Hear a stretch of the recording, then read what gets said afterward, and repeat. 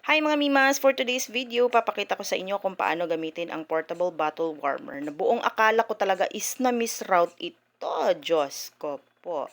So ayan siya, meron siyang 4 na adapter and let's watch kung paano ko siya gagamitin.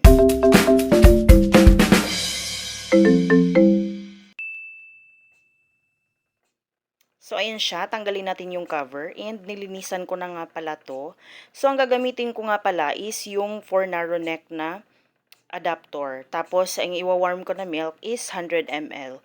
At isiset ko siya sa 113 degrees Fahrenheit. And nga pala, ita-timer ko kung ilang minutes niya i-warm yung 100 ml na breast milk.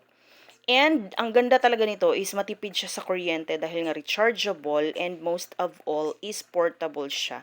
Pwede mo siyang dalhin sa kwarto or kung aalis ka man ng bahay ng naka-shoulder bag lang, carry bells lang talaga mga mimas. Ipapasok mo lang siya sa bag mo. Tapos ayan, um, iwa-warm na natin siya.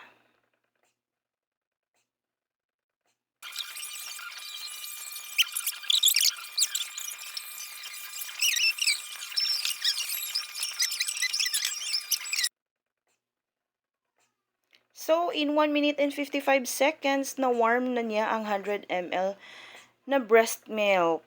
So, ayan, ang galing. So, yun lang. Thanks for watching. Bye!